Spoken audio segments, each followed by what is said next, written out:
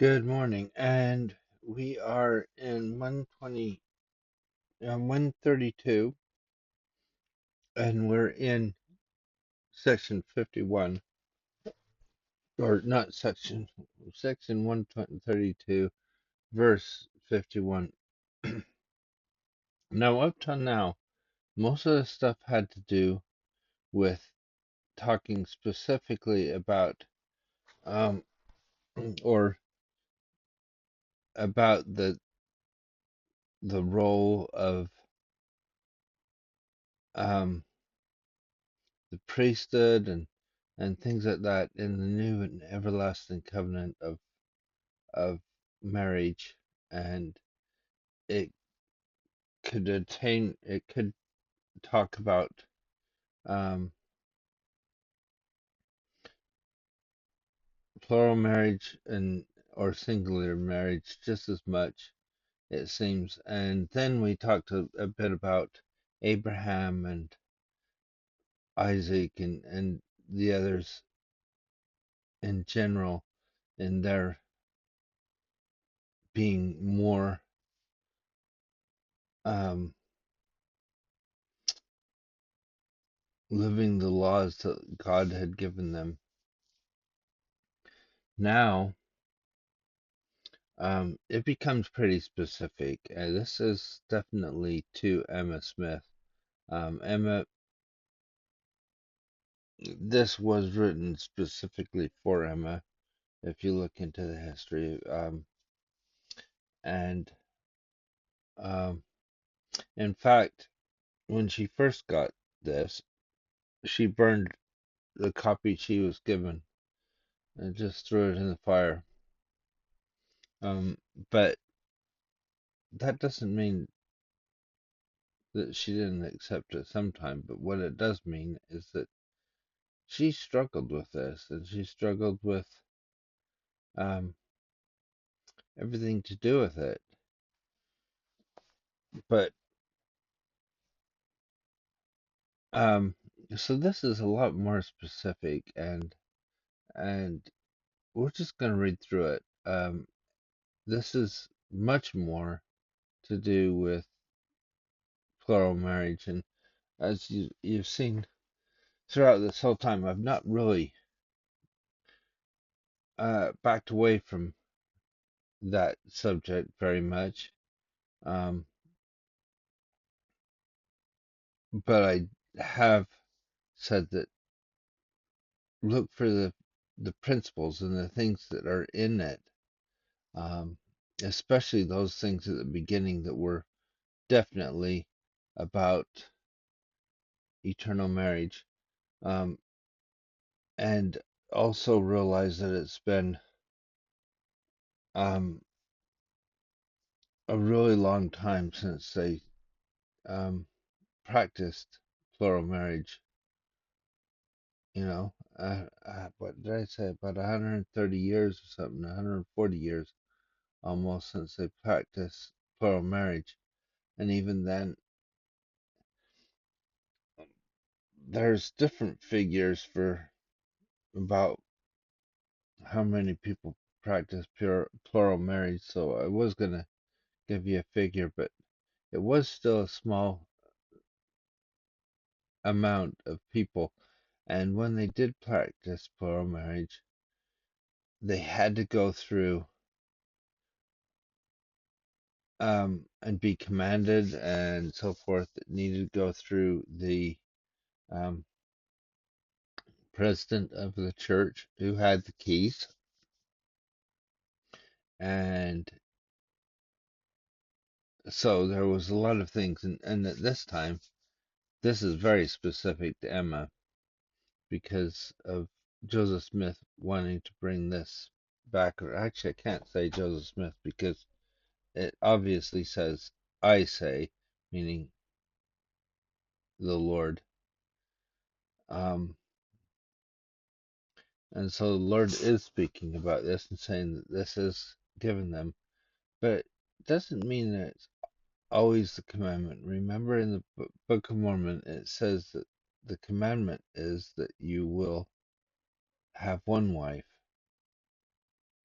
and then every once in a while the Lord would command otherwise, and to bring back polygamy at a certain time. And I've got um, in my history some people who were polygamists as well, and most people will if they've been in the church since um, that have members of the church since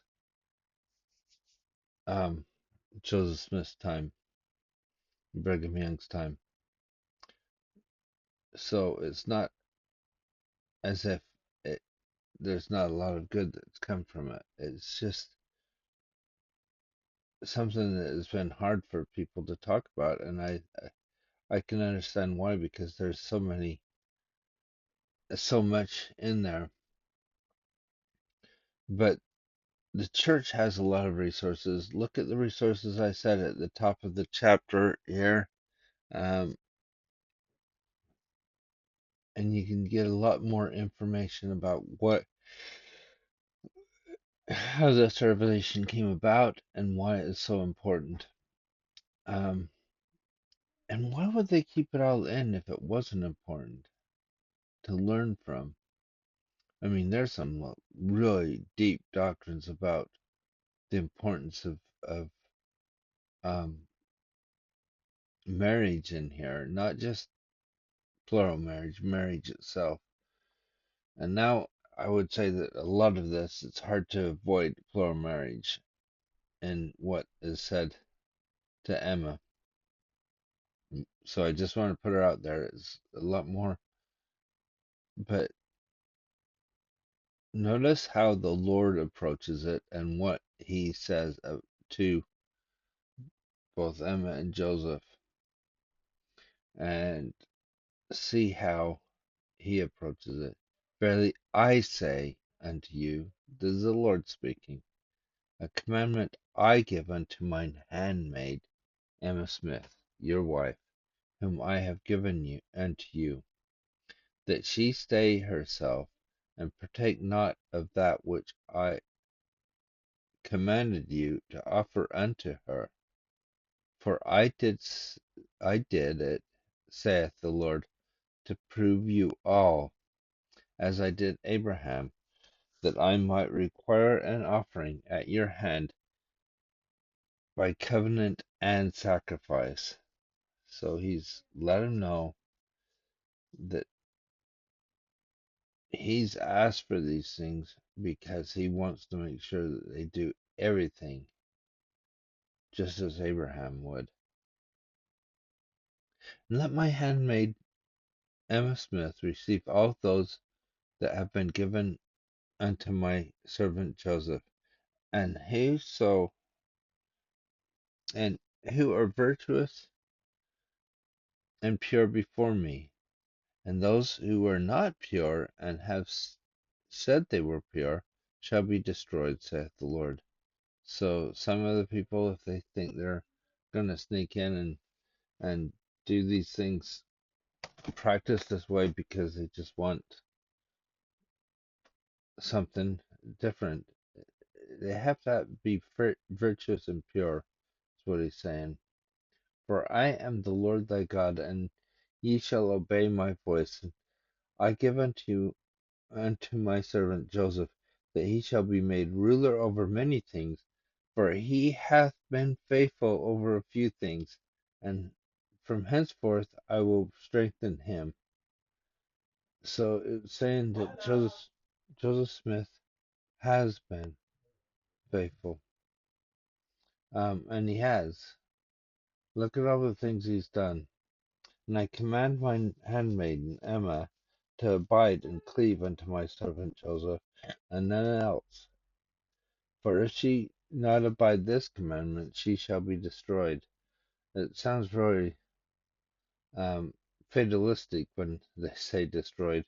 I'm just going to click on that. It might come up with just destroyed. But so Acts, for instance, it says, and it shall come to pass that every soul which will not hear that prophet shall be destroyed from among the people. And in Doctrine and Covenants 25, keep my commandments continually, and a crown of righteousness shalt thou receive. And except thou do this, that where I am, ye cannot come. And so this really does say um, that's a revelation to Emma as the elect lady in 2015, I'm sorry, and now it's coming back here. So it can be said different ways, and the Lord saying it this way: Hath the Lord, saith the Lord, for I am the Lord thy God, and I will destroy her if she abide not my law. Now I don't think, remember what he said earlier. If they do something that's not his law, then it doesn't continue in the next world. And that is, um, so even if you don't see destruction in this life, you still wouldn't have that abiding, um, in the in the next life, because, um, you won't be abiding his law. So we get into 55. But if she had not abide this commandment, then shall my servant Joseph do all things for her, even as he hath said, and I will bless him and multiply him, and give unto him 100-fold in this world, of fathers and mothers, brothers and sisters, houses and lands, wives and children, and crowns of eternal lives in the eternal worlds. So quite an interesting way of talking about how Joseph Smith will be blessed, but it also says do all things for her, even as he hath said. Do everything to help Emma out. Why? Because she is his wife. And again verily I say, let my handmaid forgive my servant Joseph his trespasses, then shall she be forgiven of her trespasses. This is nothing new. He's been teaching this since 1830, the idea that you should forgive one another. And in fact, not just 1830, that's what um, Jesus Christ talked about. You should forgive one another. And as you're forgiven, as you forgive, you will be forgiven. That's nothing new. It's core doctrine of Jesus Christ to forgive one another. Wherein she trespassed against me, and I, the Lord thy God, will bless her and multiply her and make her heart to rejoice. So the Lord's still saying, hey, I'm here for you. You're still my daughter. I will bless you and multiply you. You turn, and whatever Joseph Smith does wrong, or you feel that he's done wrong, I'll take care of it. And you will be blessed. And again I say, let my servant Joseph put his property out of his hands, lest an enemy destroy him. For Satan seeketh to destroy. For I am the Lord thy God, and he is my servant. Behold, and lo, I am with him, as I was with Abraham thy father, even unto his exaltation and glory. There he goes, talking about Abraham again, having that big tie. Remember, at this time, he's been um, doing the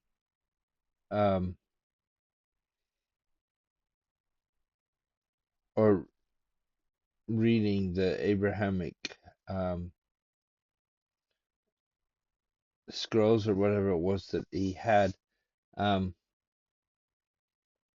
that is now the Doctrine and Covenants. That we have some of the hieroglyphs and things that he was given, and how he learned about Abraham and the things that he did, even unto his exaltation and glory.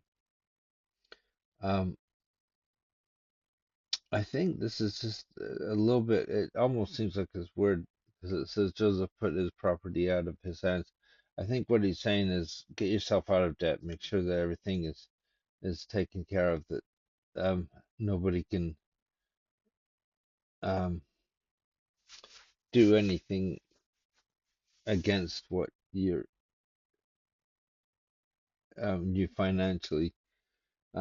Now, as touching the law of the priesthood, there are many things pertaining thereunto, and uh, obviously there's not a lot that has been said here. But remember, I did mention once that it does seem like that there's less um, revelations here. But remember, he's also um, putting together some very important things for the temple, and the things in the temple are being revealed, and there are many things pertaining to the priesthood in the temple that he doesn't reveal and give out in the Doctrine and Covenants.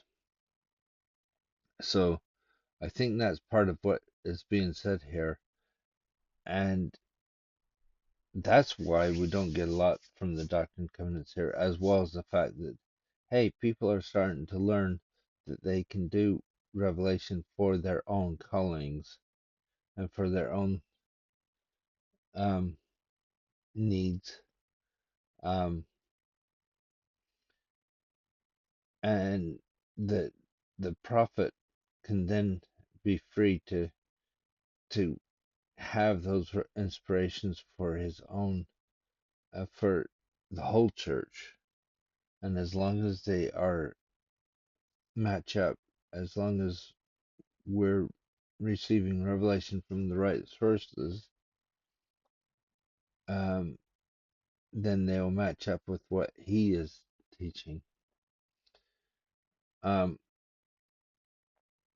for verily, if a man be called of my father, as was Aaron, by mine own voice and by the voice of him that sent me, and I have endowed him with the keys of power of priesthood, if he do anything in my name according to my law and by my word, he will he will not commit sin, and I will justify him. So if we're given asked to do something of the Lord, and it's done by his name, by his law, and by his word, he will justify us and not commit sin. We can't commit sin. Um, but then the blessings will come from that. And I think that is a key of power in the priesthood anyway. That is how we should approach our priesthood. Um, is and let no one therefore set my servant Joseph, for I will justify him, for he shall do the sacrifice which I require at his hands for his transgressions, saith the Lord your God. I really find that interesting how he says that. He's saying, you know, and I've found a lot of people that saying, oh, this and that about Joseph Smith. First of all, a lot of the stuff that I've heard is just false anyway. Some of it has some background, but the Lord saying, therefore let um no one therefore set on my servant Joseph Smith. Basically, a lot of people are gonna have his name for good and evil, and a lot of the stuff that they say is not working. But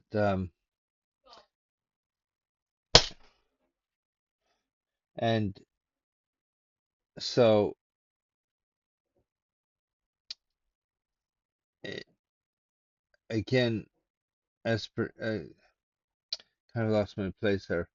So basically, we should watch what we're saying about anybody really. And again, as pertaining to the law of priesthood, if any man espouse a virgin and desire to espouse another, and first give her consent, and if he espouse the second, this is definitely about um, plural marriage, and they are virgins and have vowed one to another, uh, and have sorry, and they are virgins and have vowed to no other man, then he is justified, and he cannot commit adultery, for they are given unto him, for they cannot commit adultery for with that belongeth to him and no one else. Of course, the president of the church, as said before, is the only one that had the keys to do that. And if you have 10 virgins given unto him by this law, he cannot commit adultery, for they belong to him, and they are given unto him. Therefore he is justified. But if one or either of the 10 virgins, after she is espoused, shall be with another man, she has committed adultery, and shall be destroyed. And are given, for they are given unto him to multiply and replenish the earth according to my commandment, and fulfill the promise which was given by my Father. Therefore, the foundation of the world, before the foundation of the world, and for their exaltation in the eternal worlds, that they may bear the souls of men. For herein is the work of my Father, that is the work of my Father continued, that he may be glorified. And as you see, the Lord um, has set it up from the foundation, but he's also this again might be talking about plural marriage, but it's also talking about our own marriage, and it doesn't have to be plural marriage to know that it's been set up from the foundation of the world. And also, um, he's given a reason why the Lord has done this, or the Lord has given a reason why he's done this.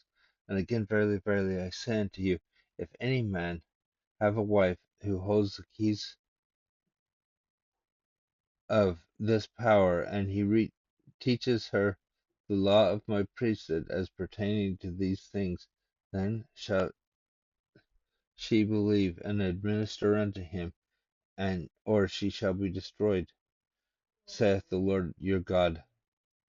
For I will destroy her, for I will magnify my name upon all those who receive and abide my law. So he's going to magnify us, and he's saying, he's just destroyed her a lot, and this is the Lord. Um, but he's also saying the reason is that they will have a knowledge, a perfect knowledge of what they're doing, or know what's right and what's wrong. Therefore, it shall be lawful unto me if she receive not this law, um, for him to receive all things whatsoever I, the Lord, will give unto him, because she did not believe and administer unto him according to my word. She then becomes the transgressor, and he is exempt from the law, uh, exempt from the law of Sarah, who administered unto Abraham according to the law, when I commanded Abraham to take Hagar to wife. He's going back to Abraham and the importance that Abraham was righteous, Sarah was righteous, they lived the laws. And if you don't live the same laws, you can't have the same blessings. And of course, as I said, There's things you can take it for monogamy as was plural marriage, but it's very heavily pointing to Emma at this point. And now pertaining to this lot, verily I say unto you, I will reveal more unto you. I will reveal more unto you. Where hereafter, therefore, let this suffice for the present. Behold, I am I am Alpha and Omega. Amen. Well, I hope you got something from this. It's a lot of interesting stuff, and I'm probably not as qualified as some people to talk about this, but it is in the Doctrine and Covenants, and there is things to learn from this, and about how we should take the word of the Lord, no matter how it is. And the word of the Lord is that we're going to learn in the proclamation at the end of this. And I hope you have a wonderful day, and that you listen to the word of the Lord from your leaders, and from prayer and through study of the scriptures.